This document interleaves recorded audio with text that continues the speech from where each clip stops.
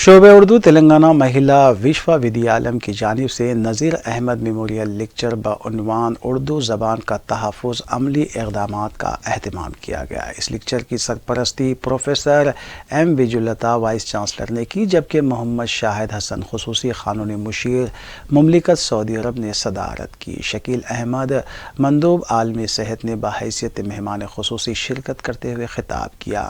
मेहमानान एजाज़ी में प्रोफेसर मुज़फ़्फ़र अली मेरी साबिक़ vice chancellor doctor Abdul Haq university, Syed Kaleem vice chairman Deccan NRI trust, senior सहाफ़ी रोज़नामा सियासत सैयदा इरफाना इफ़त व दीगर शामिल थे। डॉक्टर सैयदा नसीम सुल्ताना सदर शोबे उर्दू ने लेक्चर की कार्रवाई चलाई और मेहमानों का तारुफ भी पेश किया। इस मौके पर असातिज़ा को अवार्ड से भी नवाजा गया, जिनमें मोहम्मद महमूद अली सोहेल, डॉक्टर N पार्थसारथी, माधवी राघवा, अलहाज शेख जाफ़र व दीगर भी शामिल हैं।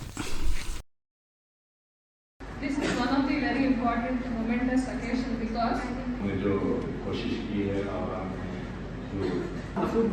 उन बच्चों से अंग्रेजी में किताब करने की बजाय French appoint regular language teacher. इन्होंने चार्ज लिया है, बाहर प्रिंसिपल यहाँ आई थी और आज पहले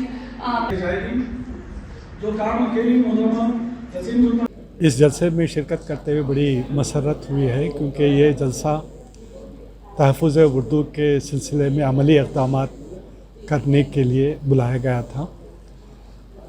मैंने एक छोटा मोटा कुछ अमली क़दम उठाया था जब मैं डॉक्टर अब्दुल हक उर्दू यूनिवर्सिटी करनूल में बानी वाइस चांसलर मुक़र्रर था।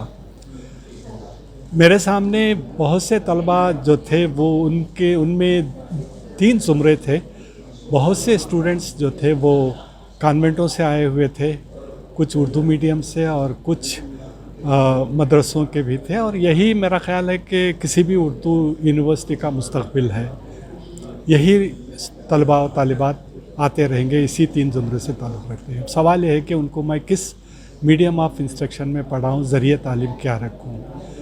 तो मैंने उसका प्रपोज़ल देखा जिसको प्रोफेसर सुलेमान सिद्दीकी साहब ने बनाया था। उसमें उन्होंने लिखा है कि ज़रिए तालीम बाईलिंगुअल हो या ज़ू लिसानी हो।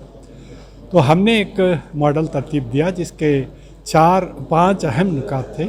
पहला नुक्ता ये था कि क्लासरूम की जो ज़बान होगी वो उर्दू होगी और आसान उर्दू होगी। दूसरा नुक्ता ये है कि हम जो अंग्रेज़ी की जो टर्मिनोलॉजी है किसी भी सब्जेक्ट की, ज़ूलॉजी, केमिस्ट्री, इकनॉमिक्स, उसे जूँ का तो इस्तेमाल करेंगे। फ़िलहाल सरेदस्त हम उसको छेड़ेंगे नहीं और उसका उर्दू तर्जुमा करने की कोशिश नहीं करेंगे, बल्कि हम कोशिश करेंगे कि उन्हीं इस्तिलाहों को इस्तेमाल करें। और इसके साथ साथ ये भी कि जो उर्दू इस्तिलाहें सरेदस्त हमें दस्तयाब हैं, हम उन्हें उसके ग्लॉसरी बनाकर हम उनके साथ दे देंगे। तीसरा नुक्ता इसका यह था कि हमने एक हैंडआउट्स या दस्ती पर्चों का तरीक़ा शुरू किया, जिसमें हम कोई भी सबक या लेसन शुरू होने से पहले उसके जो बुनियादी तसव्वुरात या बेसिक कॉन्सेप्ट्स हुआ करते हैं उनको हम उर्दू और अंग्रेज़ी दोनों ज़बानों में देते हैं, और इसके साथ साथ जो थियरी है तो उसको लफ्ज़ ब लफ्ज़ वैसे ही उनके सामने पेश करते हैं। और बाद में हमने इसको डिजिटली भी पेश करना शुरू किया, ईमेल पर भेजा तलबा को। इसके अलावा जिन तलबा और तालिबात के पास स्मार्टफोन थे उनको फ़ोन पर हमने मुहैया कराया ताकि वो पढ़ कर आएँ और क्लास में उस्ताद के साथ बहस करें, उस्ताद के साथ सवाल जवाब करें। चौथी चीज़ जो हमने की थी वो ये था कि हमने असातिज़ा को बाकायदा ये ताकीद कर रखी थी कि वो सिर्फ़ और सिर्फ डिस्कशन मेथड इस्तेमाल करें और लेक्चर मेथड को छोड़ें, तलबा के साथ सवाल जवाब करें, और जब तक उनको कोई सब्जेक्ट समझ में ना आए उस वक्त तक आप उनको उर्दू ज़बान में या उनकी मादरी ज़बान में बोलते रहें।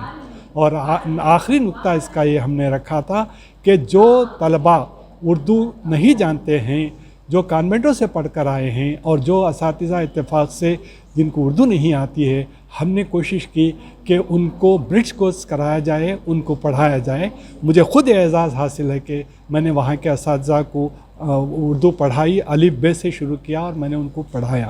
یہ 5 نکاتی پروگرام تھا جس کا سب سے پہلا فائدہ تو یہ پہنچا کہ طلباء کو سبجیکٹ مکمل طور پہ سمجھ میں آنے لگا، اور وہ جو آج کل جو باڑھ آئی ہے معلومات کی ہر طرف سے، اس کے ساتھ وہ چلنے کی ان کے اندر طاقت پیدا ہوئی۔